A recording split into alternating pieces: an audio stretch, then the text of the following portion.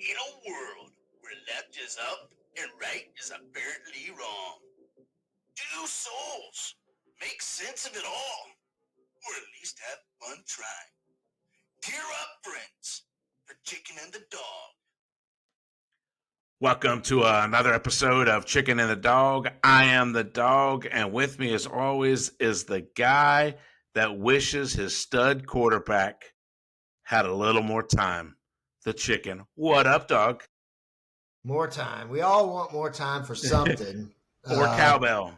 More time to make decisions, more time to make good decisions, more cowbell. Yeah. More, yeah, look, man, and we're gonna get into Carolina's game shortly, man. But I'll just, because I made that statement, I feel like I need to say something about that. And I really got the opportunity to watch that game.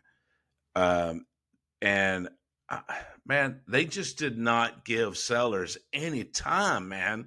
And I would also say that Sellers probably made some bad choices too. He made some bad decisions. He stayed in the pocket. He held on the ball too long when he should have got rid of that ball. He was sacked just too many times. And I can't put all of that on the offensive line, but your O line definitely didn't help him at all.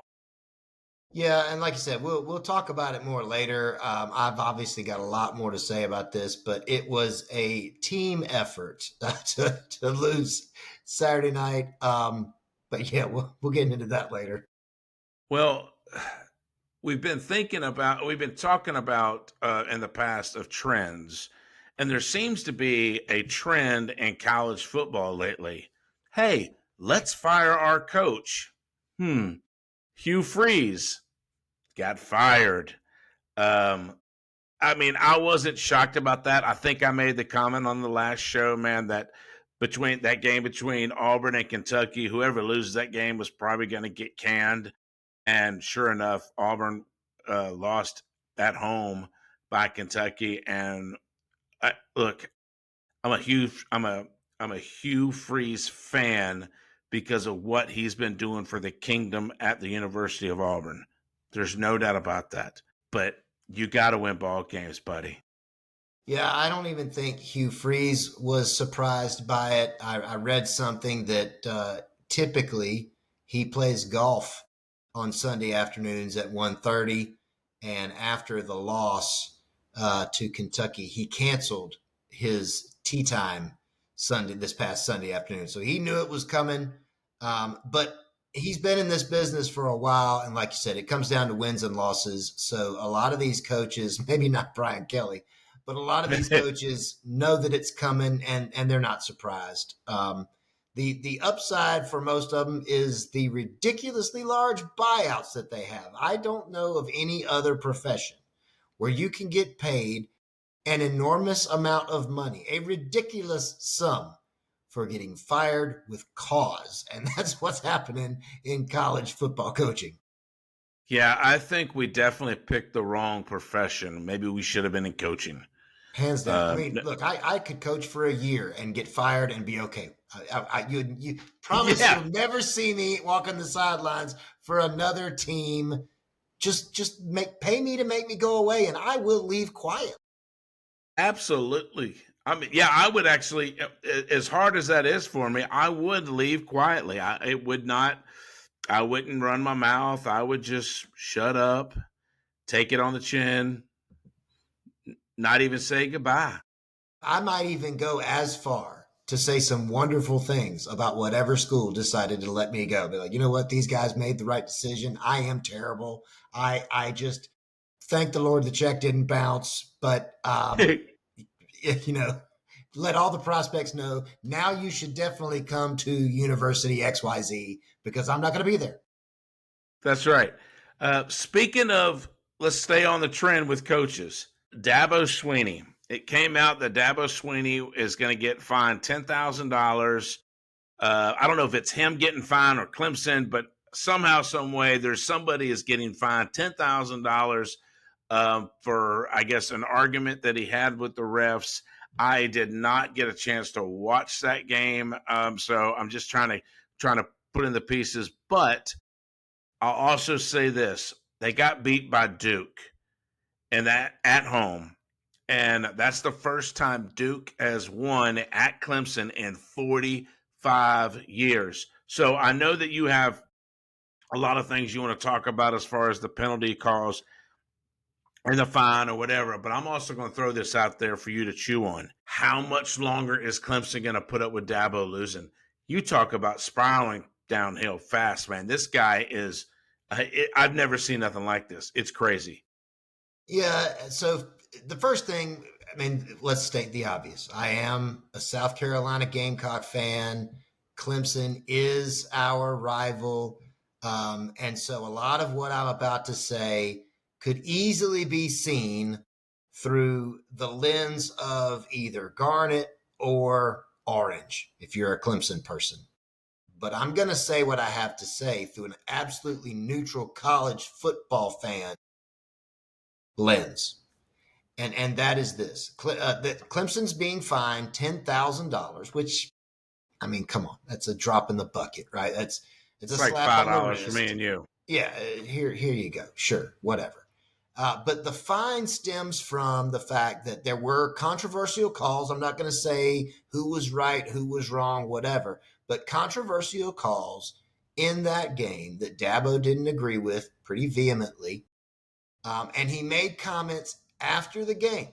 So this wasn't, reading an official the riot act or having to be held back by the get back coach because Dabo might beat on someone. It wasn't anything like that during the game. It was comments that were made in frustration after the game.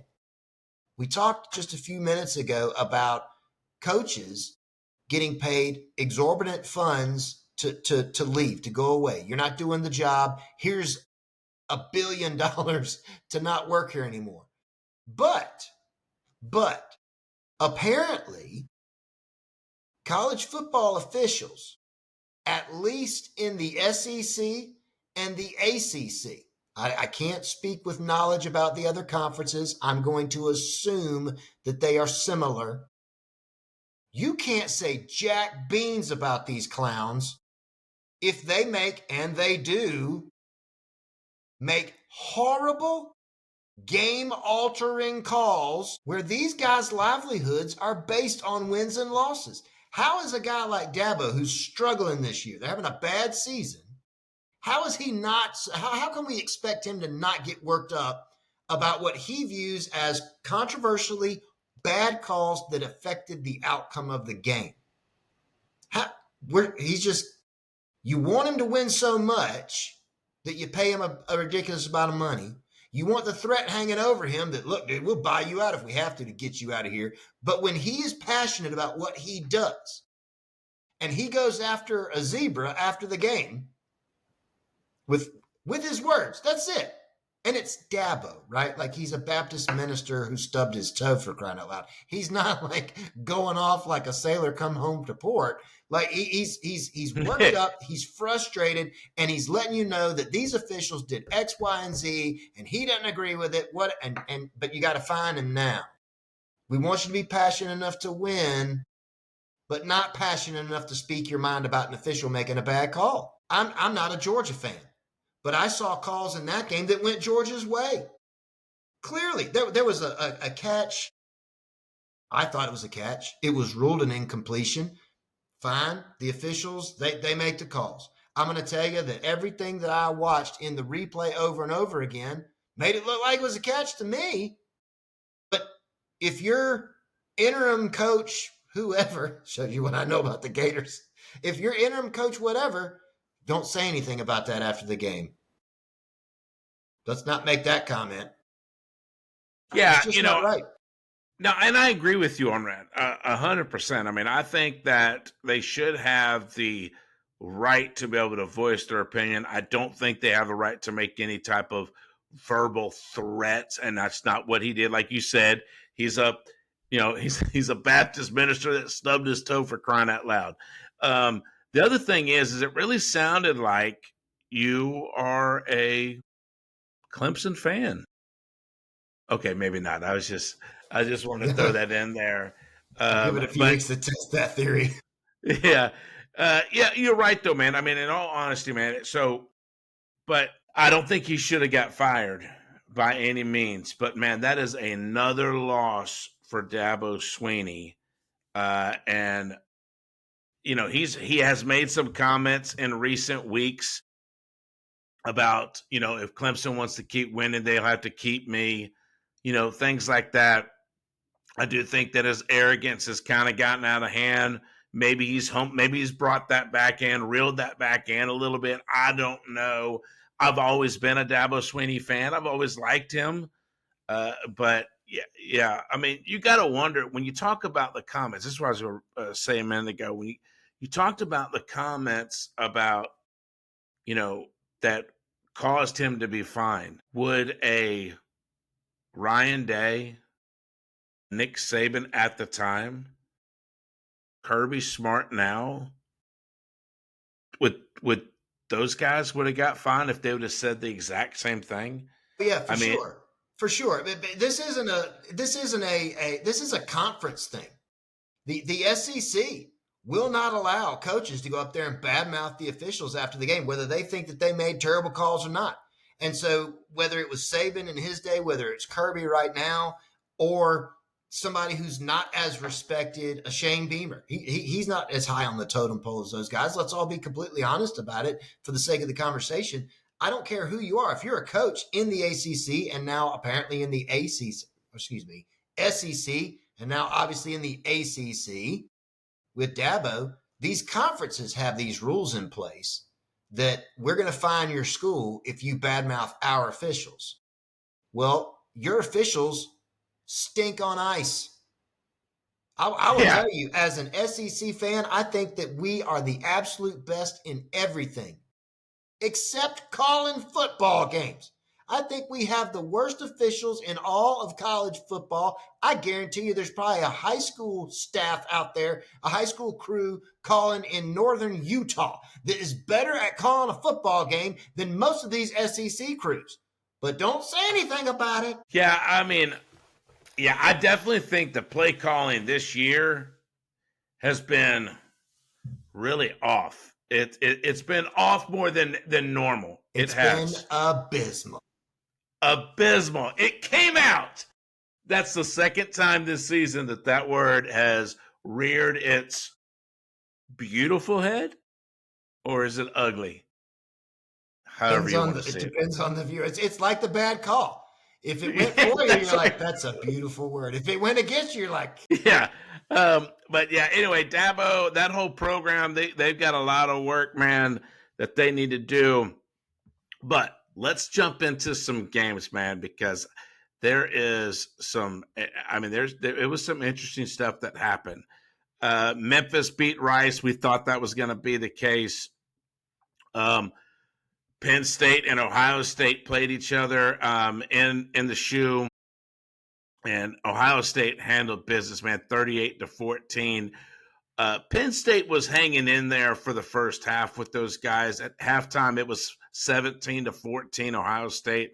I thought it was going to turn into a decent game, but Penn State didn't score anymore the rest of the game. They went 2-0 after that. Indiana is still doing what Indiana's been doing, man. They beat Maryland and at Maryland 55-10, guys. Unbelievable. A deflated Big Ten, but Indiana is tearing through it right now. Gosh, I like it.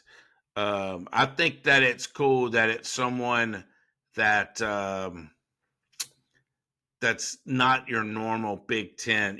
They're not Oregon. They're not Michigan. It's not Michigan State or Penn State. It's just someone new, and I like that a lot. Now, this next game, man, here we go. A number 8 Georgia Tech had to go face NC State in Raleigh, North Carolina, and Georgia Tech got their first loss, man. They lost that game 48-36. Do I think that kills them? No. It might actually help them in the long run of having that L. I mean, Haynes King still had a great day.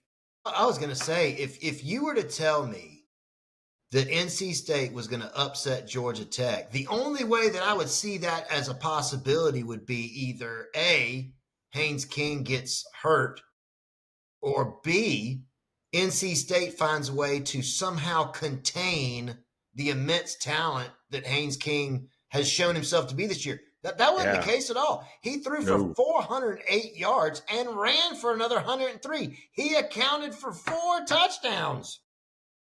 But NC State comes out on top? Wow. They just handled, man. NC State was 4-4 going into that game too, man.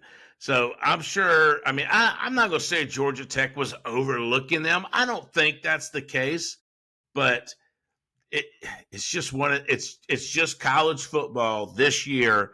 I think we've seen more upsets this year than we have in quite some time. It's been a crazy year. Wolfpack, you were that close to being the gooch.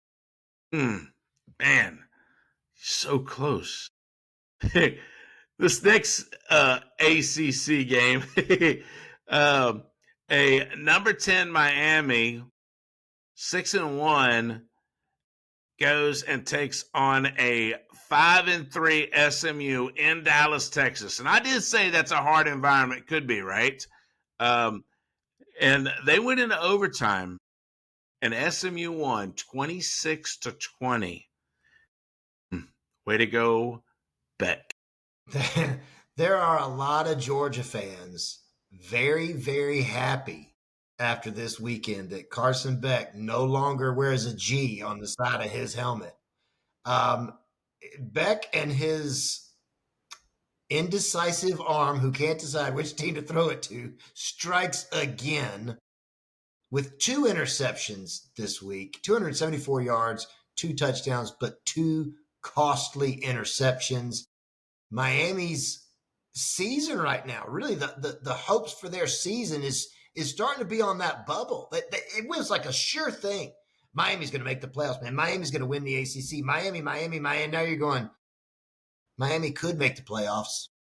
They could if the ACC gets enough slots, and if Georgia Tech loses again.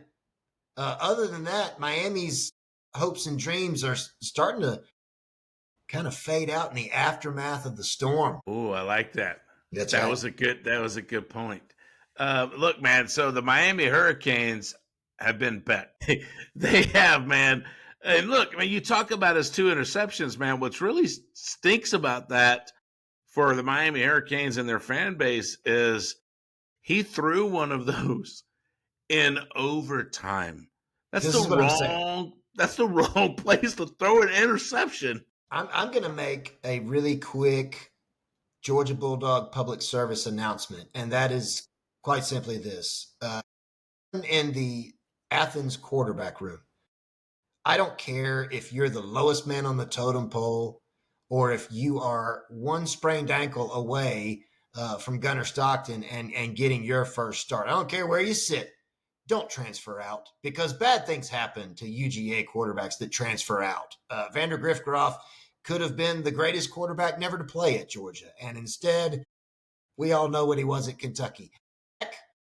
Well, so close to bringing home another national championship to Georgia, and now he's the interception king at Miami, tearing apart their hopes and dreams. Guys, just stay where you are. If you never get to play, at least you could say, I went to UGA, I was a quarterback. Gunner was there. I didn't get my shot because Gunner. Yeah. But just stay where you are. Ride it out. That's right.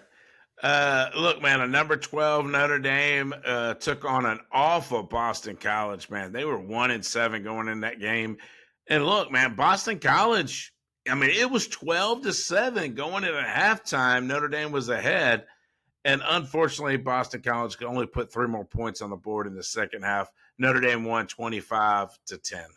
I'm going to say this to somehow, by stretch and imagination, justify the weak year that Carolina's having. Boston College is typically a good football team. They're having a really bad year this year, and they ran into the Irish hard on Saturday. Love puts up 136 yards and 2 touchdowns.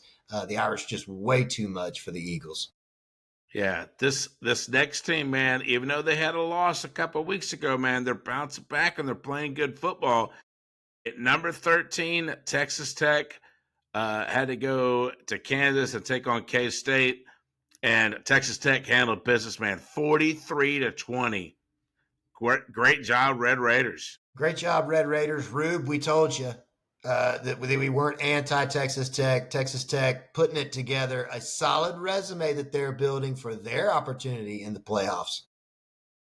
That's right.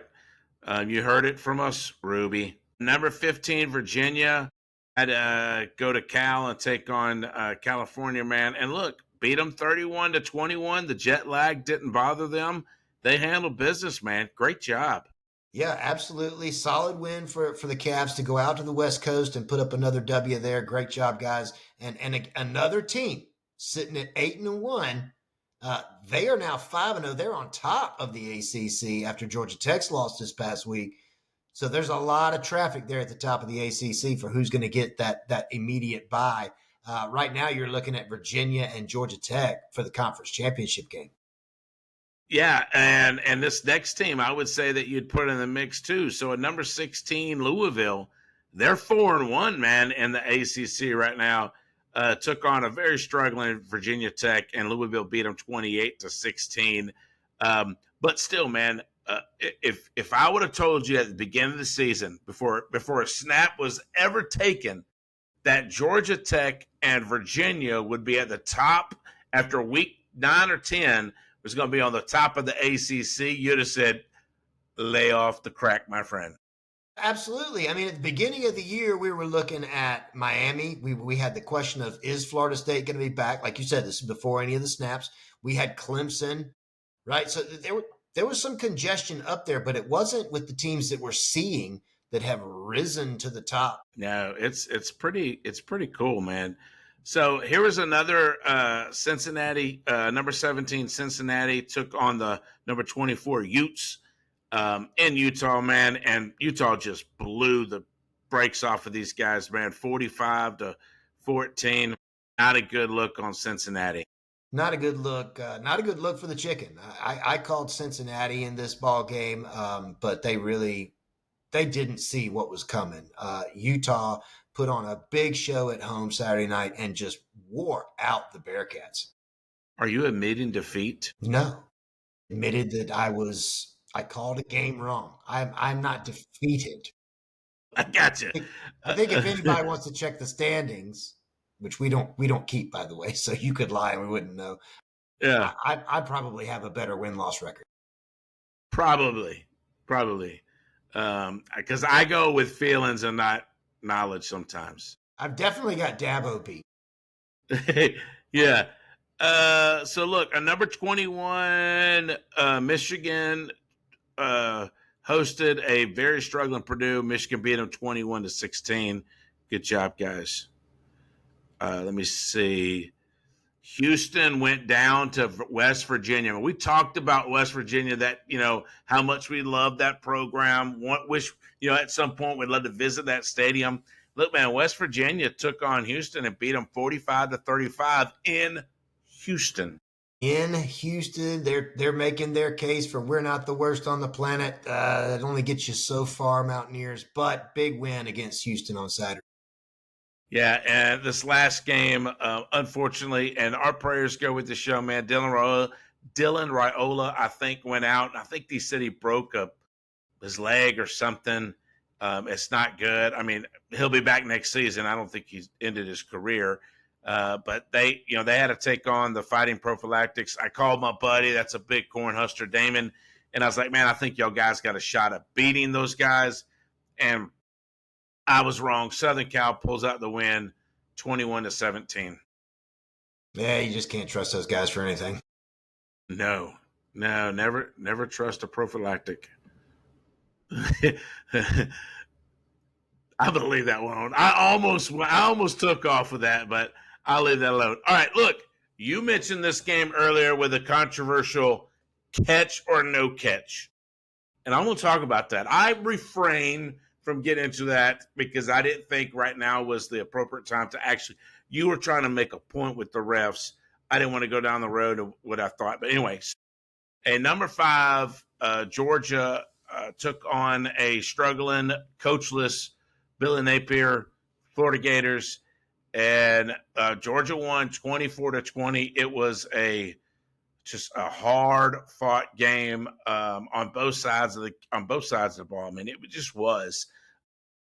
But anyway, Georgia pulled out a W. A W is a W.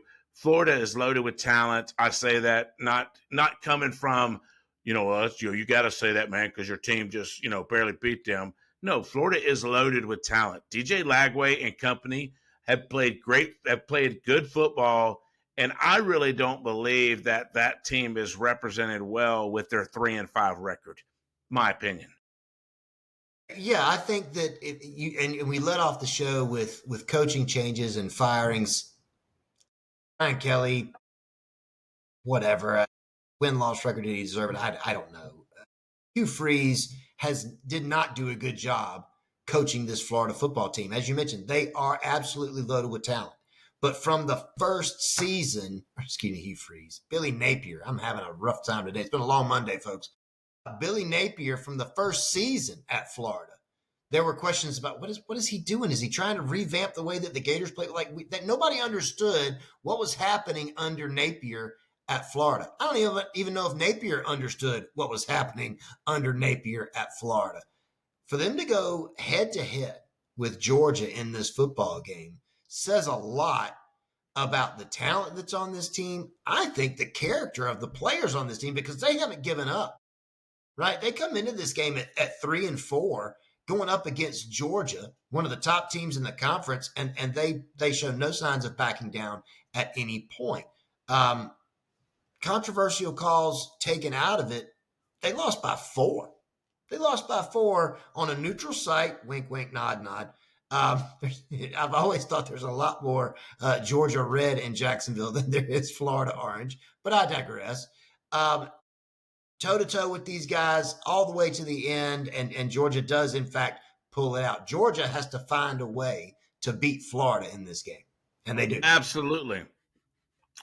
Yeah, I mean, we have areas that we can improve on, but all in all, man, I mean, Florida just played a really good game. They put a lot of pressure on Gunnar Stockton, and they just played good. Now, going back to that call, when that catch happened, or non-catch, I will say this: if it would have been ruled a catch, I think they would have upheld it as a catch.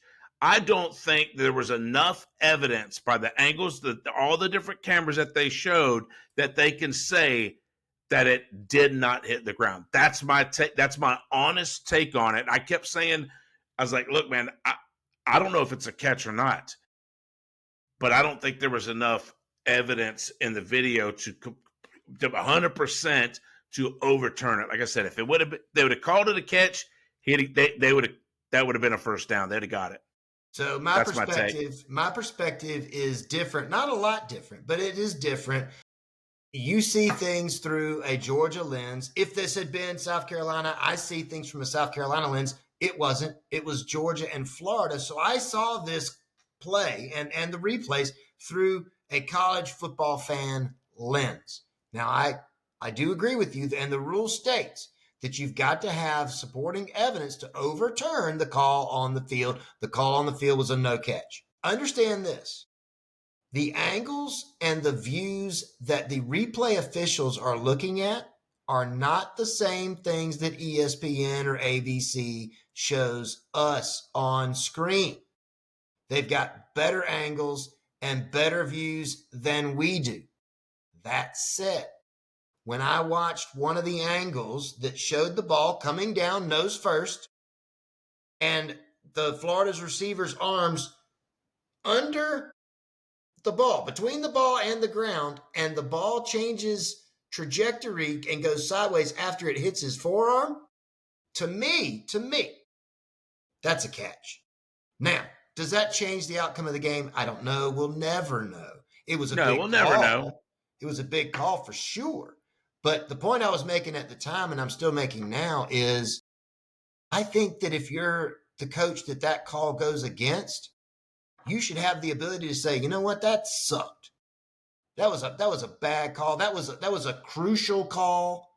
But whatever. That they don't pay me to make those decisions.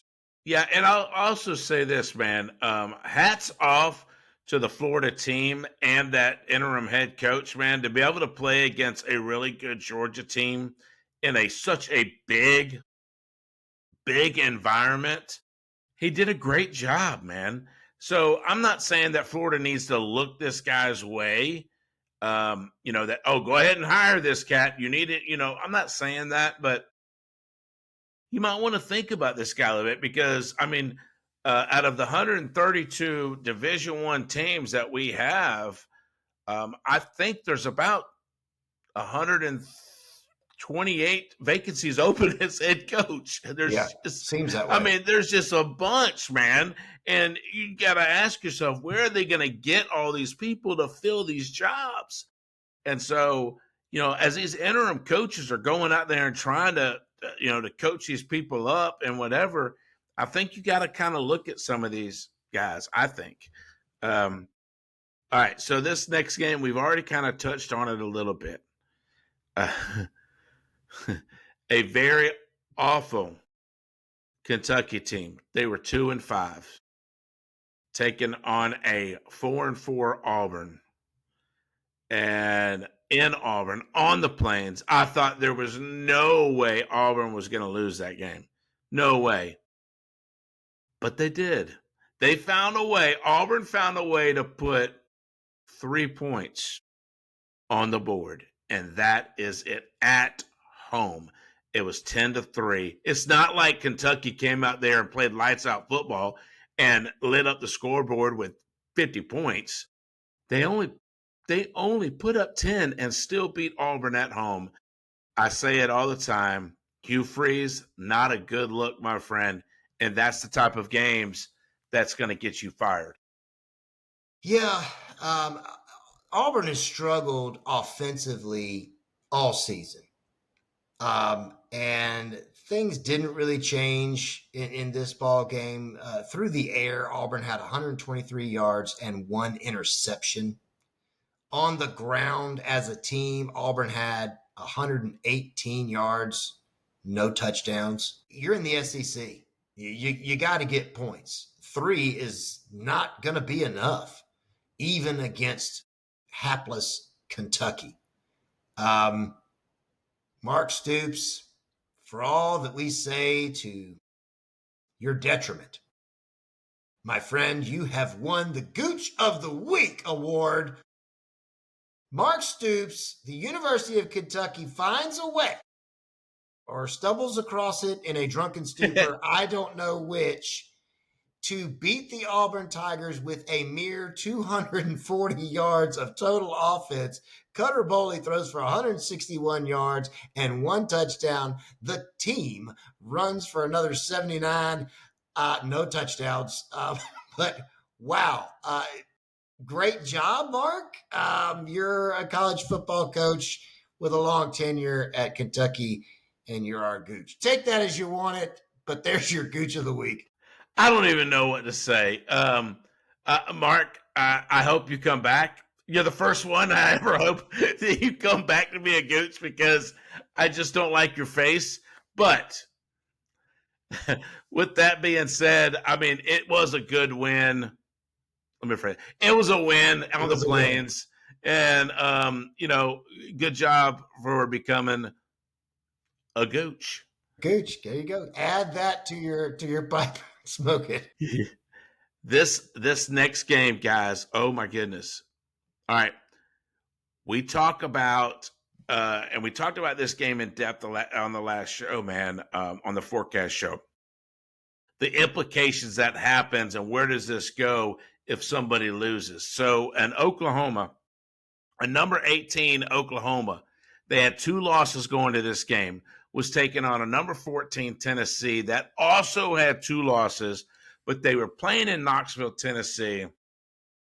I think I had the Vols winning this game. But look, man, Brent Venables and John Mateer found a way, and they won 33-27. Oklahoma still at 2 losses. Tennessee now just got their third. Tennessee just got their third conference loss. And from what I can estimate at this point, unless things get more chaotic at the top, just lost their way out of playoff contention.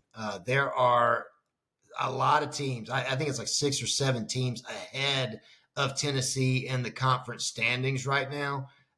We saw last year a log jam, really 4, but 3 teams that were talking about it: Alabama, Ole Miss, and South Carolina last year, each with 3 losses that we're talking about. We deserve to be in. Missouri quietly also had 3 losses, didn't say a word. Tennessee is now, they're in that boat. And if last year is an indicator, they're going to be on the outside looking in. They're going to be looking at a bowl game and not a playoff. Yeah, I think that definitely took them out of potentially getting a playoff spot for sure. This next game, man, a 4-4 Mississippi State was taking on a 2-6 Arkansas, struggling Arkansas in Arkansas. We've kind of tipped our hat several times this season that we were pulling for Mississippi State. We recently tipped our hat that we kind of find it hard pulling for Arkansas now that Pittman's gone. And look, man, Mississippi State won that game, man, 38-35. Mississippi State, my friends, that won 2 games last year, is now 5-4. 5-4, and they may have just peaked. Good thing that you caught Arkansas in the year that you did, because after such a tear of a start, 4-0 going into the year, man, you hit the skids with an 0-4 performance in the next set of games, coming back with a win against Arkansas. But my friends, you got to play Georgia at home. You got to go to Missouri, and then there's the Egg Bowl. Now, it's the Egg Bowl. It's always a wild one, but I got to tell you, I don't see Lane dropping that one this year. I think you're looking at probably a 3-game skid coming up. But wow, five wins this year over 2 the previous. It's all gravy at this point, right? Yeah, 5-7, man. Overall, I mean, if he is able to upset either a Georgia, Mizzou, or an Ole Miss, man, in the Egg Bowl, and end up getting a 6-win season, I think that's great. But even a 5-win season after this is still a good thing. Completely agree. Okay, 2 games left. It's gonna hurt. This was gonna hurt. I was fixing to sing. They don't want to hear me sing. No, we don't need everybody to hurt. No, we don't. All right, so a struggling South Carolina, man. I had better expectations for South Carolina this year. They have kind of let me down, as well as a lot of their fan base and the Chicken. They did have to go to Oxford, Mississippi to take on a really, really good Ole Miss. And I mean, let's not kid ourselves. Ole Miss is number 7, man. They were 7-1 going into this game, and Ole Miss beat them 30-14. Again, you've got to be able to allow your quarterback to do something. And that O-line, even though your O-line looked pretty good against Alabama. They gave Sellers some time. That was not the case against Ole Miss. Lane Kiffin put the pressure on them, and not only did your O-line fail, but Lenore Sellers failed as a quarterback with the pressure too. It was in Oxford. It is a very talented, very well coached Ole Miss football team. Ole Miss, Carolina didn't get Ole Miss's A+ game.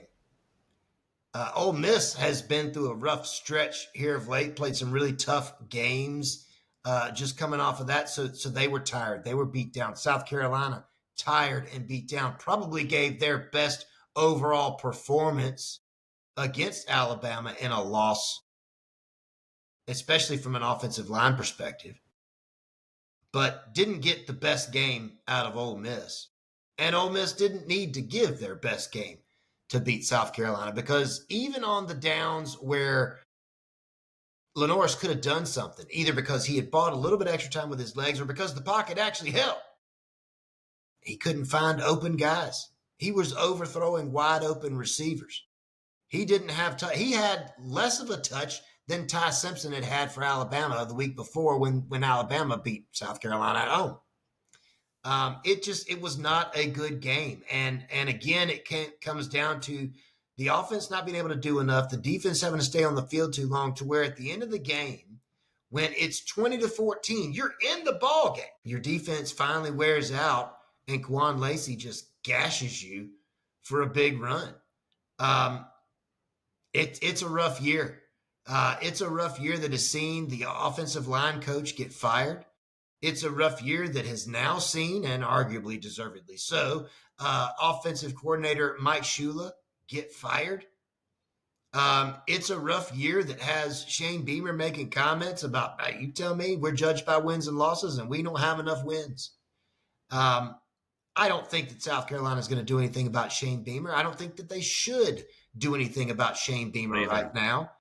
But you definitely have to take a hard look at, all right, dude, what are you going to do in the offseason here?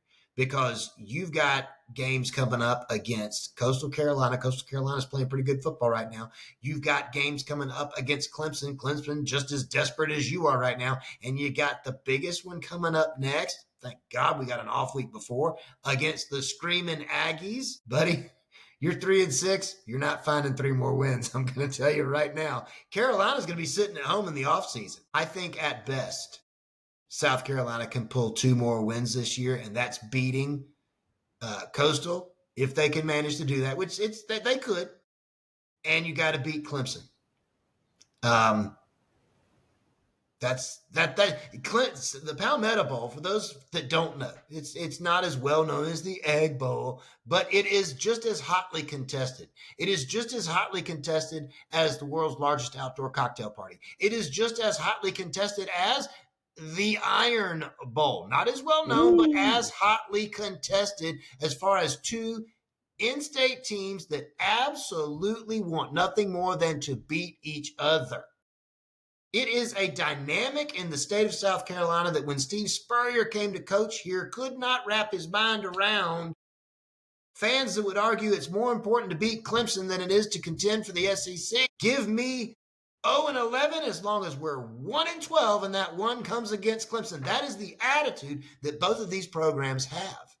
So there are no guarantee wins in this series. It's just who wants it more on that Saturday. So to tell you fans that I think it's going to be tough to come out with 2 wins in this remaining schedule, let alone 3, I'm just being honest about it. Rube, you heard it here first, buddy. I'm talking about my Gamecocks, not your Red Raiders, and I'm shooting you straight. Look, man, I mean, I don't know, man. I think A&M is a better team this year than South Carolina. I give them that. But A&M is due for a loss.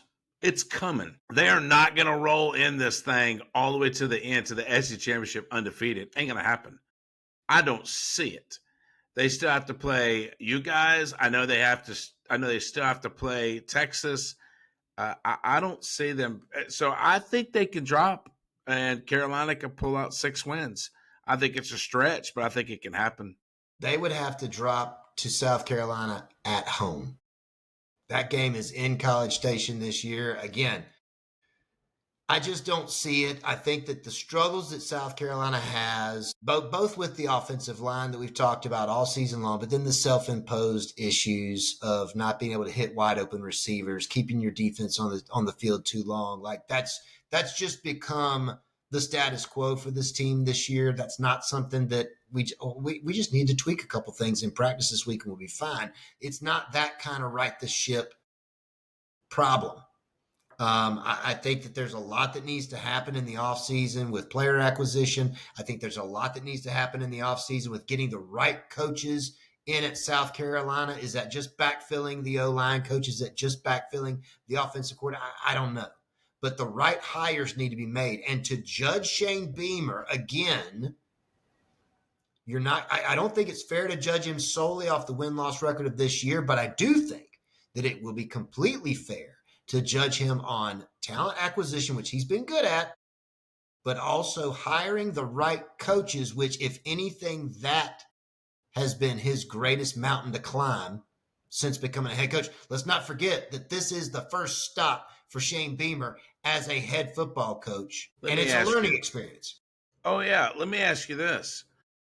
Will Bob be at the game at College Station? I'm just asking. I think he will. I think he has to be. I think his competitive nature suggests that he has to be, just so he can say, "Ha ha, we beat you." I'm going to tell you, Bob, you're going to beat us, so it's not going to be a surprise. Yeah. Whatever. If you're happy, I'm happy. Practice screaming. Something. All right. Something, yeah. Listen, we're not going to go, as you noticed, we did not go over the new AP poll because the college football playoff rankings is about to come out. We're recording right now on Monday. It's coming out tomorrow. This show probably won't drop until tomorrow at some point anyway. But so we're not going to talk, but I do want to talk about just a couple conferences right now. Before and you they're dive standing. into that, let's not, we have one game left. I forgot. Look, guys, I got excited and was ready to jump ship, and I left out a game, did I not? I did. You did. I did. You ready? And this is a very important game. This is a big one. Smoking D was very happy and will be very happy when we get finished talking about this game. So a number 9, Anchor Down, had to take on a number 20.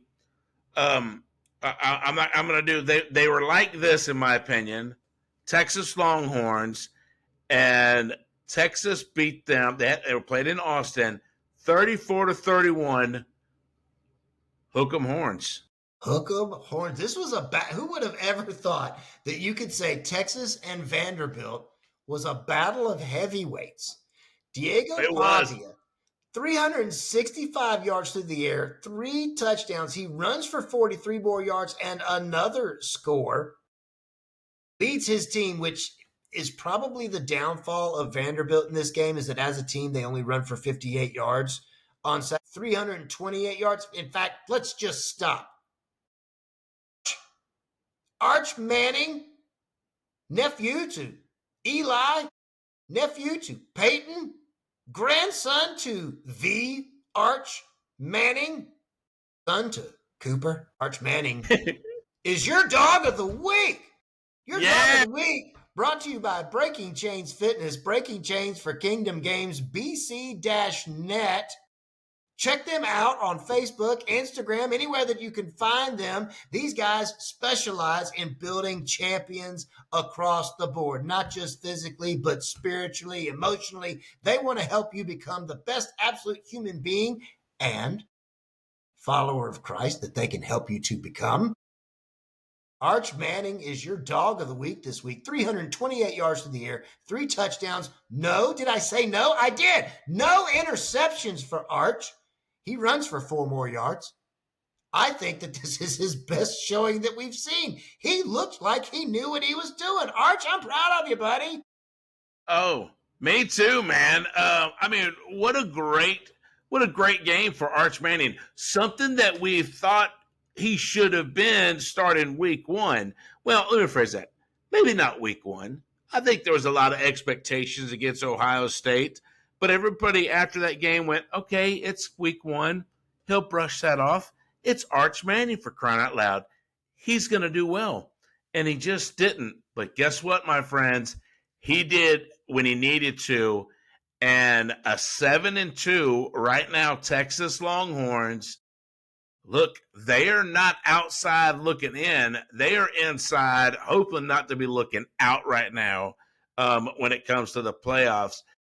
That was a huge, huge win for Arch Manning and the Texas Longhorns and Sarkisian.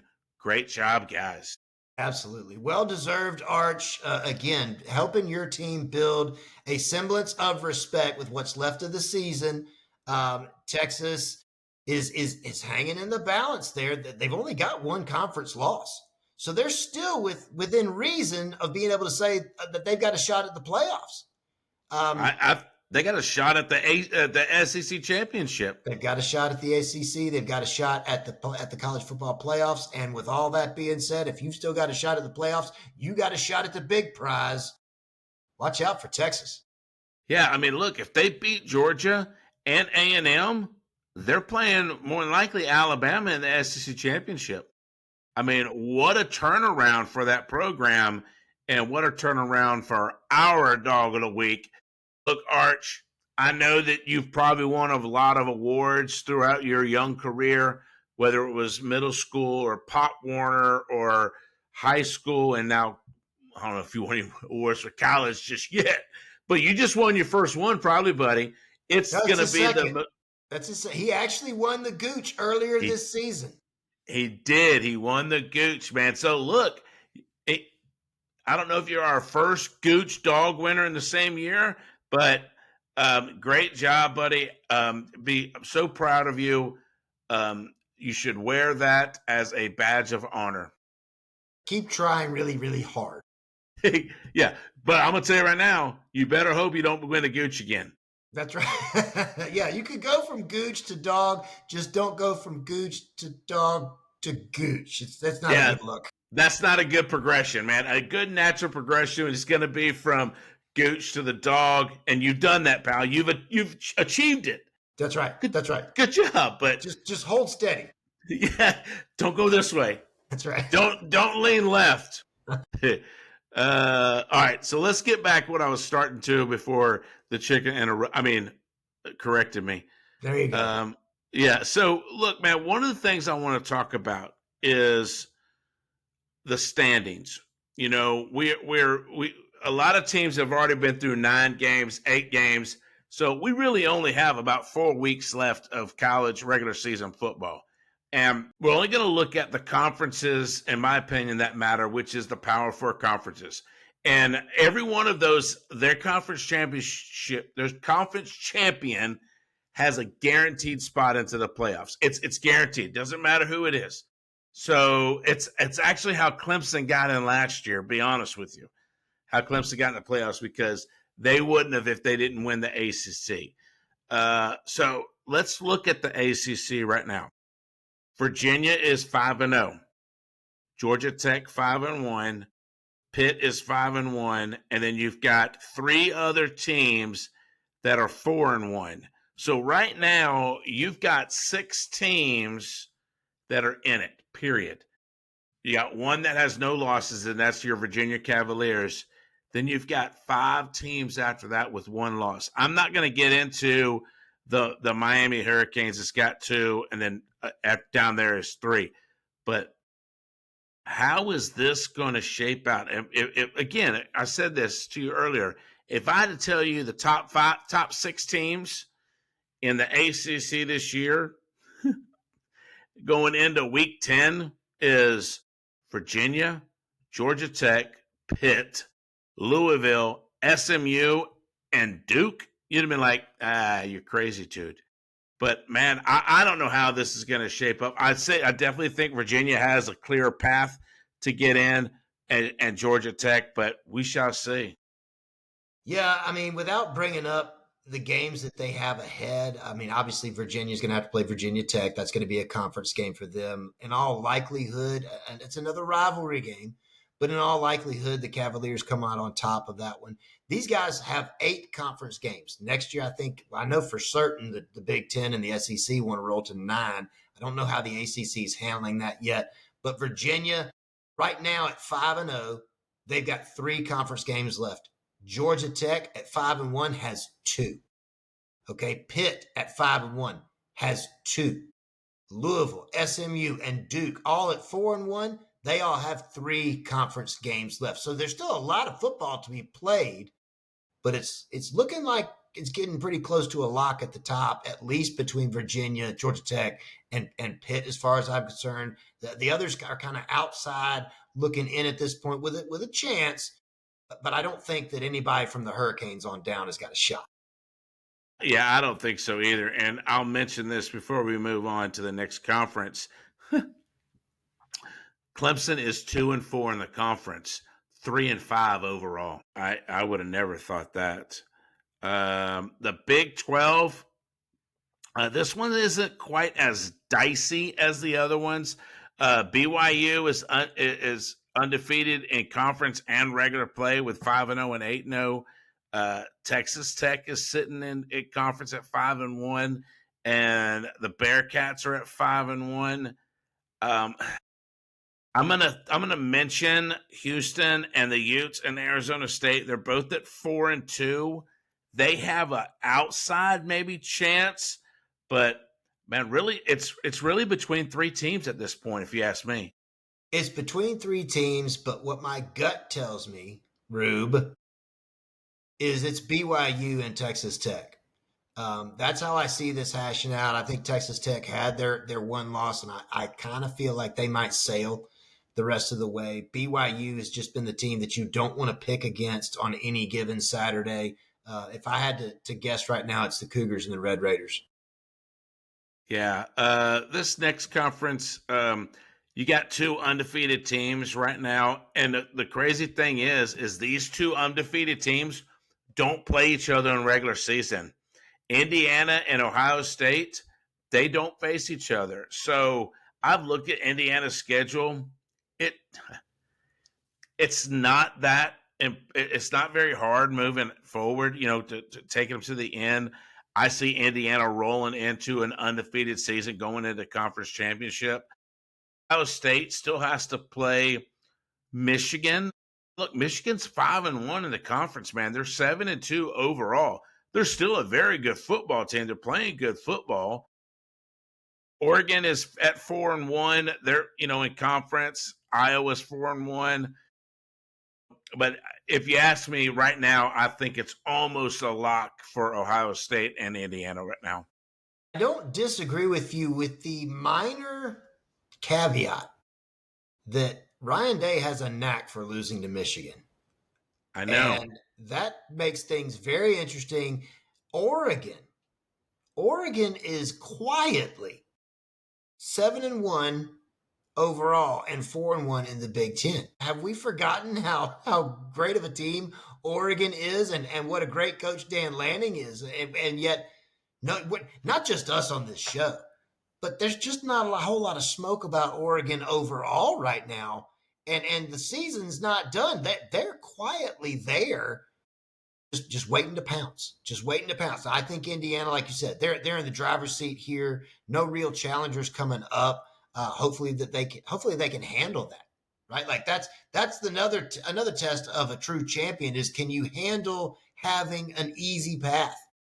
It's almost better for a team to have to endure the struggle to get there than it is for the team that's like, we got this. We're playing your sister next week, right?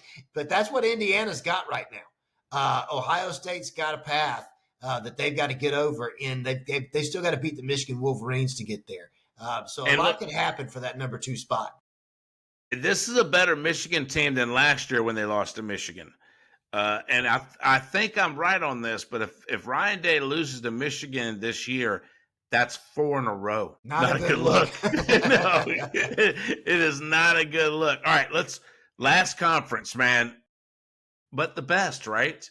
But just like Mariah said, we've saved the best for last. That's right. So that I don't even know. I don't know what to do with my hands. Tony Braxton. Southeastern Conference.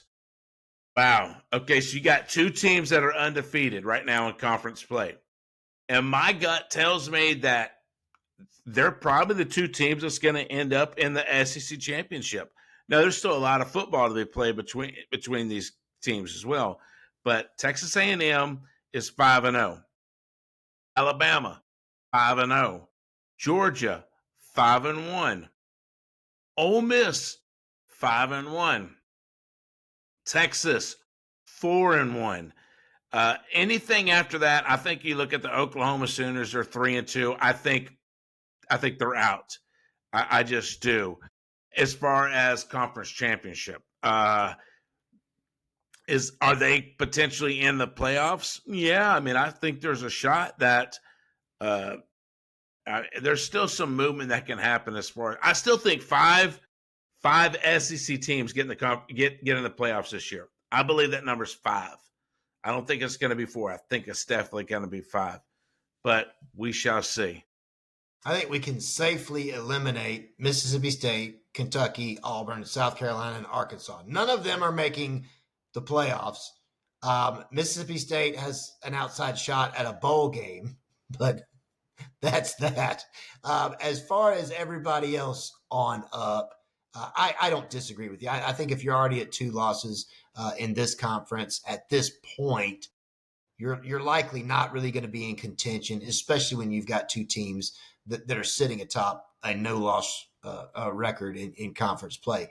Georgia still got a shot at it. They've got a big game coming up against Texas. Somebody's going to lose that one, right? So somebody's walking out of that one with a second loss, and somebody holds on to just the one. But right now, Alabama and A&M are clearly in the driver's seats here. Yeah, I agree. And look, I think both of those programs are just playing lights out football right now. I think Ohio State, as it stands right now, Ohio State is the best team in the country in college football. As much as it pains me to say that, I just think they're the best team. I mean, they're just playing good football on both sides of the ball, right?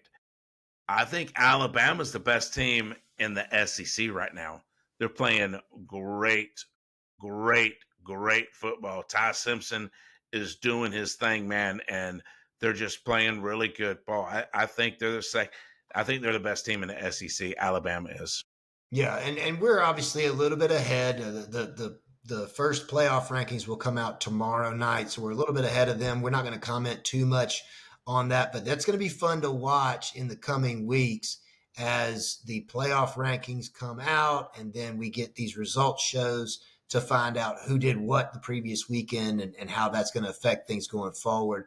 There are, even though they might be out of contention for their respective conference races, there are some dangerous teams to watch as these playoff rankings come out to just see how this hashes out and to start to see now, beginning tomorrow evening, what the playoff committee thinks of these conferences and who might get more slots than the others. I think the team to watch with a conference, with a committee on this very first one is really going to be Notre Dame. I think that's the team to watch to find out what they really believe about their 2 losses, and because they lost to Miami and they lost to A&M. One of them teams is good, really good. The other team, not so much. So how are they going to rate that and put that Notre Dame over there? We shall see. It's going to be very interesting. There's no doubt about that. Look, man, that's all I've got. Look, man, like us, love us, share us, tell your friends, tell your neighbors. For crying out loud, just tell someone. Look, man, that's all I got. Chicken, you got anything? Jesus won, and I am all crowed out. Guys, love you. Deuces.